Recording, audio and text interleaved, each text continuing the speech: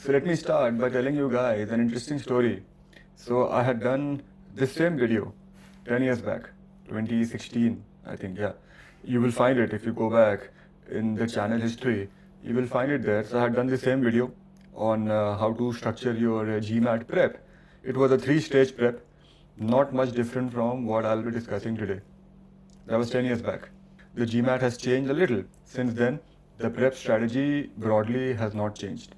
So the 3 steps I discussed today will still be the same steps I had discussed a decade back, with some changes, of course. I just thought I'd update the content because whenever I log on to Reddit, GMAT Club, one question I see all the time and a lot of confusion around it is how to get started with the GMAT prep.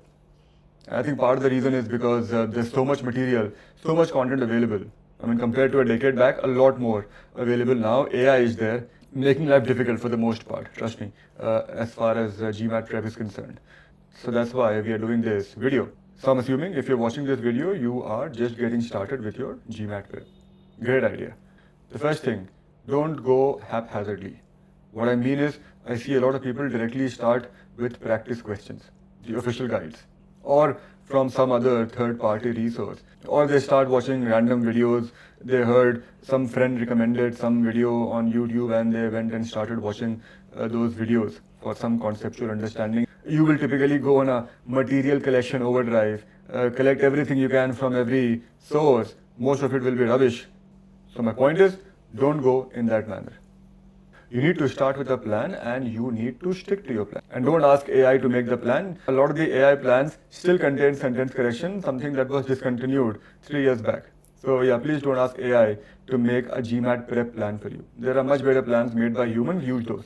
So in this video, I'll be discussing my 3-step GMAT prep plan. And these are broad 3 steps. Because see, everybody has a different learning style. So I won't go into the nitty-gritties of what exactly should be step 1, step 2, step 3. But this 3-stage plan will work for everybody. Whatever your learning style, learning ability, the duration can change, but it will work for everyone. And before I get into the plan, one thing I tell everybody, it's a good idea to take a cold mock. Official one. So go to mba.com, the official GMAT website in case you don't know. And there are 2 free mock tests over there. Take the first one. And take it cold. You don't need to do any prep for that. That's the idea, to get a baseline score. The only thing you want to make sure is don't leave any questions unattempted. I mean, there is no option of skipping questions on the GMAT, but you can leave questions towards the end of each of the 3 sections. So if you're running out of time, which most likely you will be, mark something, anything that comes to your mind, because if you leave questions unattempted, there's a huge penalty, about 20 points for each question you miss out on. If you get it wrong, the penalty will be a lot lower. So in order to get an accurate score, make sure that you attempt every single question. So it's a good idea to start with a mock. That will also give you an idea of how much time your prep should take. I have done a different video where I discuss your prep timeline based on your score in the cold mock. So you can check it out. But that should be a good starting point. So okay, coming to our plan. 3-stage plan. Stage 1 is what I call the accuracy stage. Also think of it as concept building stage. So all you're doing in this stage is working on your concepts. Initially for quant and verbal, eventually also data insights, because a lot of the stuff that will be tested on data insights is related to quant or verbal. So start with quant or verbal. I like to mix the two. One topic of quant, then one topic of verbal, then back to quant, then again verbal. That's how I like to go, but you can see what works for you. But yes, first stage is concept building. And refer to few sources. Don't refer to every single resource available online. That will do a lot of harm. You can use paid resources. If you're from India, you guys love physical classes. I have nothing against that. If it's a decent one, go for it. Or you can do live online. You also have those recorded courses, self-paced lessons, which a lot of companies offer. Something that we offer for data insights, the DI Grail. You have structured courses that no doubt you've heard of because they advertise the most. You also have the most expensive of all of these, private tutoring, which is what I've been doing for a very long time. So those are the paid resources. You also have a lot of free resources. You can get access to books, a lot of free videos online. GMAT Club is there, of course, as a repository of practice questions. The problem that I've found with free resources is there's so much of it that you can get overwhelmed as to what to use, what not to use, or what to do with all of that. But that's definitely an option. So the way you want to go about it is, you do some concepts and then you practice questions testing you on those concepts from the official guide, the OG. And yes, you should use the OG up front, the main OG, which contains all question types. I don't want you to save the OG. I've heard that nonsense a lot, that we are saving the OG for later. You're not saving it, you're ruining your understanding of the test. I'll tell you why. There's a very good logical reason for that. See, the GMAT questions are unique in the way they are designed, especially for verbal, even math. A lot of the GMAT math questions are not math questions. They're actually verbal reasoning type questions. So if you start with the OG, the official questions, then you will have a very good idea of what a typical GMAT question looks like. So later on, when you decide for some reason to access some third-party questions as well, you will instantly be able to make out whether that question is GMAT type or not and give it importance accordingly. But if you go the other way, you start with third-party resources first, then your understanding of what is tested on the GMAT will get ruined, right? Because you will think whatever that particular test prep company or resource is testing you on is how it will be tested on the GMAT, but that may not be the case. In fact, most likely that will not be the case. Like critical reasoning, you will end up learning rubbish and you will get hopelessly confused when you come to official GMAT questions. So which is why you must always start with the OG. If you want to use third-party questions, do those later, not initially. The main OG is what you want to get started with, either the physical book, the online version, whatever. Even the PDF version, the pirated one is fine, but you will need the original one to practice data insights. Because a lot of the data insights questions will not be there in the PDF. They can only be accessed online. So let's say you've studied the concepts of averages and ratios, then you go to the OG and you practice questions of averages and ratios. There won't be too many, but the ones that are there are enough to give you an idea of how it works. You don't want to do 200 questions of averages and ratios. I mean, if you are at that level, then anyway GMAT will be a struggle. You want to take the GRE. Honestly, topic-wise practice is good, but not that level of topic-wise practice. And don't get too excited when you get questions correct. The initial question in the OG, because questions in the OG are arranged in increasing order of difficulty. So the initial ones are easier, then you get the medium ones, towards the end you get the high difficulty ones. Your target is a 70% accuracy in each question type in the OG. Initially your accuracy will be higher, but it will fall a lot towards the end. So if you can maintain it overall around 70-75%, that will be very, very good. And when you're doing these questions, don't bother with timing. I'm not testing you on timing right now. And the reason I don't want you to bother with timing is because, see, then if you make mistakes, I won't know why you made that mistake. Is it because you were rushing through the question, or is it because you don't know the concept? So this is the concept building stage, stage 1. Don't bother with timing. You can keep some rough idea in your mind of how much time you're taking, but don't actually do questions timed. Not in this stage. That will be the second stage. Very important, maintain an error log. And not a very complicated one, a simple one. All I want is question number, what did you mark for it, whether you got it correct or incorrect, and any remarks in terms of took too much time or were guessing on that, not sure between these two choices. Those will also be useful.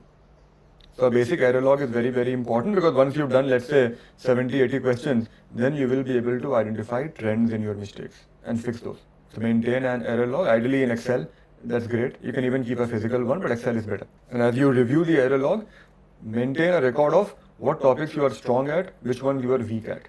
Write it down, because you will be using all of that in the third stage when you work on your test taking strategy. Let me also discuss a little on how you want to structure your prep every day, because people get confused with work and this and that.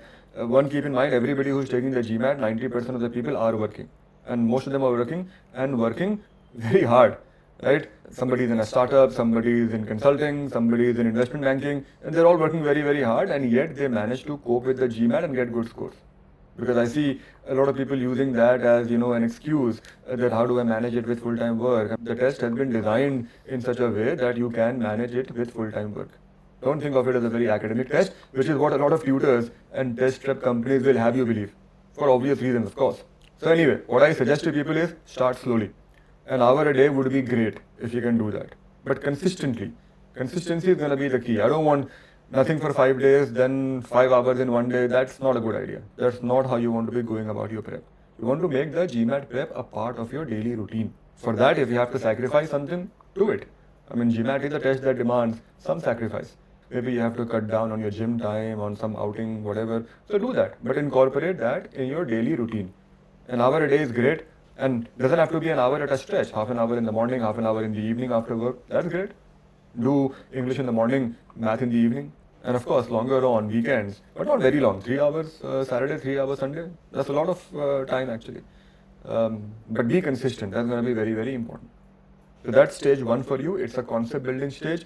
all you're doing at a very broad level, working on your concepts from some third-party resources and practicing questions from the official guide and maintaining your error log, of course. That stage 1 should ideally take you between 6 and 8 weeks, not 3, 4, 5 months. That's a terrible idea. So 6 to 8 weeks is enough, right? Then we come to stage 2.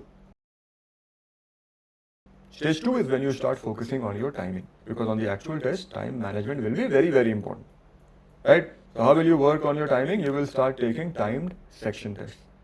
Only critical reasoning, only reading comprehension, let's say 16 questions of critical reasoning in 26 minutes. 4 passages of reading comprehension with about 13 questions in all in 25 minutes. Math, 21 questions in 45 minutes. Eventually also data insights. And you want to use these to arrive at your time management strategy, right? It's possible that you realize there is no way I can do 21 questions in math. So then you will have to make guessing a part of your strategy, and that's absolutely fine. Or maybe you realize there's a particular question type or question types where I tend to spend too much time on. The next time you get that question type, you know I need to be done with it in 2 minutes. If I get it correct, fine. If I don't, I'll guess and move on. So that kind of active thinking is what you want to incorporate. Don't take these timed sections passively. You want to be very active when it comes to the GMAT. And these tests don't necessarily have to be online. I mean, if it's online, great. But otherwise, you can use PDFs. I mean, I give PDFs to a lot of my students, but they all contain official questions. I would still suggest you use official questions at this stage. Where will you get them from? The other OGs. You know, there are 3 section-specific OGs. For example, for math, for my students, like private tutoring students, we use the quant OG to create 8 quant sections of 21 questions each from there, a mix of difficulty level. Something like that you can do. It's not difficult to do. But yeah, use the 3 OGs at this stage, the section-specific OGs. It will be very, very useful. You can also, for math, you can still use something like a GMAT club. Math questions is a little more difficult to ruin. DI and verbal, very easy to ruin. So for those 2, I absolutely insist that people stick to official questions only. You know, as you go further in these time sections, you want to start taking 2 of those sections back to back. Put some pressure on yourself. Maybe a verbal and DI back to back. The focus at this stage is absolutely on timing. First stage, the focus was on accuracy. Now it's on timing. So if that ruins your accuracy, so be it. Because that's something people don't realize. They still focus on the accuracy. Timing is secondary. And that's how you will end up in situations where you've taken 4 minutes, 5 minutes on a particular question. I want you guys to be so obsessed with managing time that you don't even get the time to realize whether a question is easy or difficult. You're just managing your time. And a lot of the test is actually time management. Trust me on that. And spend a lot of time, once again, analyzing these section tests that you take. And not just questions you got incorrect, but also the ones you got correct but took too much time on. In case you're wondering how to time each question when you're using a PDF, use the lap timer on your phone. If you're not aware of a lap timer or how it works, it's there in all your phones. Just go to YouTube and search how to use lap timer. It's a 1-2 minute video, you will understand. Use that. It's very, very useful for tracking time on each question. So this timing stage, stage 2, should be about 4 weeks, 3 to 4 weeks, right? So about 8 weeks, stage 1, 4 weeks, stage 2, that's 12 weeks, which will bring us to the third and the most important stage, which is full length tests. So see, you could have done very well in the OGs, you may have done very well in the section test, but that doesn't always translate into a good score when you take an actual test. Because of the nature of the test, you know, one, the computer adaptive nature, and then the pressure that is there, sessions coming back to back, things look different when you know it's a test, even if it's a mock test. And please take the official marks. So in this stage, you want to start taking full length tests. A lot of companies and teachers recommend you start taking them earlier. I don't. I like to go step by step. Step 3 is all about full length testing, test taking strategy. Which tests to take? Official ones only. Absolutely official tests. There are 6 of those, 2 free, 4 paid, and you can take each twice. So that's 12 tests. For the first attempt, you want to take about 7 or 8 of those. And don't read too much into the score in the 2 free tests. You should of course take them, they're very, very good. The reason I said don't read too much into them is because a lot of those questions inadvertently you would have seen on GMAT Club or here or there. So sometimes you can get inflated scores because of that. But you of course start from there only. Test 1, test 2, and then you buy the others. So for the first attempt, 7 or 8 full length tests you want to use, and that's more than enough. And don't take them like in 15 days. So just taking the full length test won't be of any use. You have to be very judicious with how you use them. So take a test, spend a lot of time analyzing the test. not just your mistakes, that's secondary actually, your strategy in terms of time management strategy. Run through the entire section after you finish the test. What was I thinking when I was doing this question? Could I have done something differently? Should I have guessed on this question and spent time on this one? So at that strategic level, people normally don't go beyond conceptual level even at that stage. Test taking strategy is what you want to be focusing on at this stage. What I tell people is, from every test you take, you need 3 takeaways. Those could be concept related, could be strategy related. Ideally should be a mix of the two. 3 things that you will do differently on the next test. And only then you take the next test. Again, after the next test, 3 things. So from every test, you want 3 specific things that I will do differently on the next test. May or may not happen, but you will keep doing that. So that by the time you've taken 4 or 5 of these, you will have a very good test taking strategy in place, which you can then use on the remaining 2-3 tests. You will need to balance your time with accuracy. So make guessing a part of your test taking strategy. Unless you are aiming for an 805, which is great if you're aiming for that, but if you are a normal person who's aiming for a good score, then make guessing a part of your test taking strategy. What do I mean by a good score? I've done a different video on that, but your initial target should be a 645, 655. Once you get there, by all means, go higher, build it up from there. But that should be your first target. If you start with a 705, 725 target, you will not even get close to it most of the time. And you would have read those posts on Reddit and GMAT Club every day. And to get to a 655, let's say, to give you a number in terms of how many mistakes you can make on the entire test, target 15 mistakes. It's not a perfect science, of course, but if you make 15 mistakes across the 3 sections, most likely you will be around 655, 45 times. I've seen people score higher also and lower also with that many mistakes, but typically 15 mistakes, 655 is a good number to target. Once you get there, cut it down further. Make it 10 mistakes, make it 5 mistakes, get a 755. I'll be very happy. And when you're taking the final few tests, and if you're getting a good score in those, you can try some advanced questions. What I mean by those is LSAT, CR and RC questions for verbal, if verbal is going very well. Or some advanced quant questions from some third-party resources.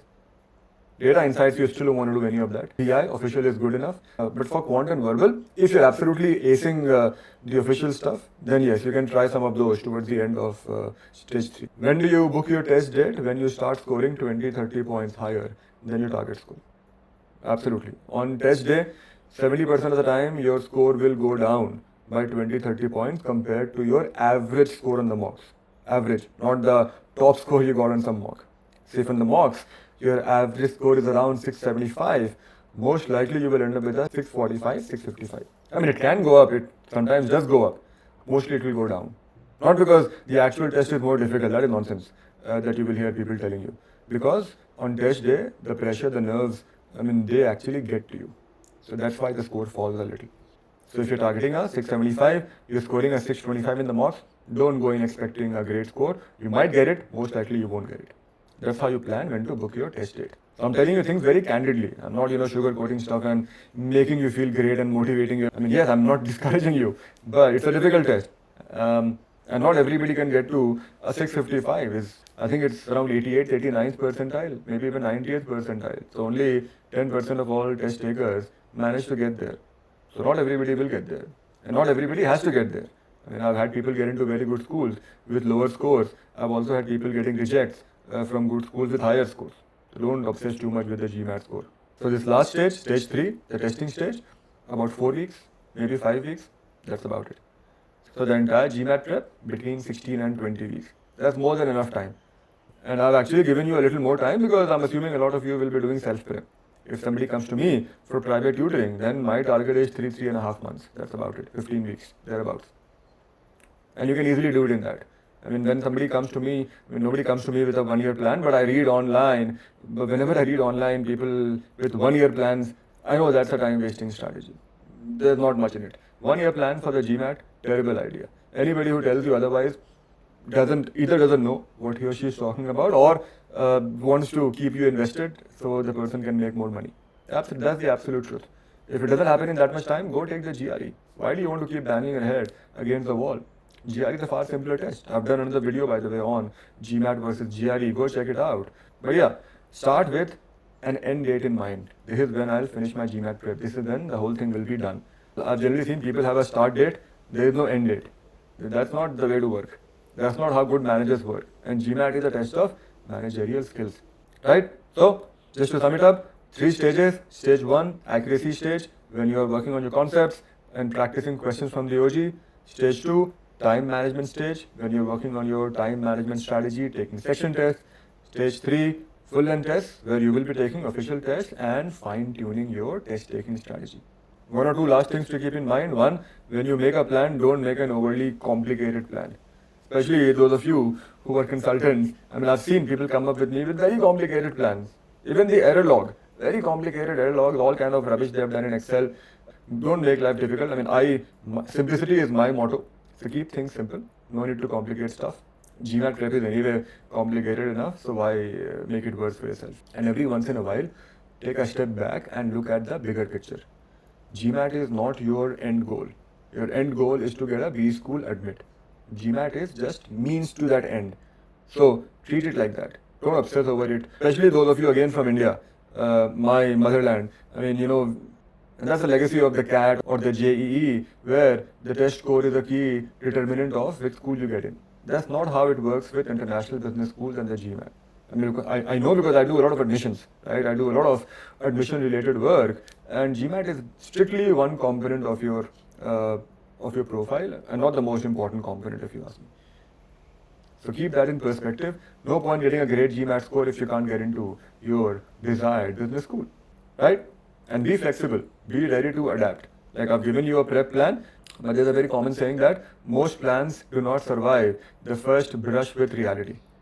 So be ready to adapt, be flexible, don't be rigid, and just keep moving ahead. As I've said in a different video, your pace can vary, the direction should not change. So keep moving ahead, sometimes fast, sometimes slow, it's absolutely fine. Right? So I've also done videos where I specifically elaborate upon your quant, verbal and DI prep strategy. So do check those out as well. And if you have any questions, of course, ask in the comments below. You can also drop me an email. My email will be there in the description. Feel free to get in touch. I'm happy to help. Right? I wish you guys luck with your prep. You will definitely be needing it.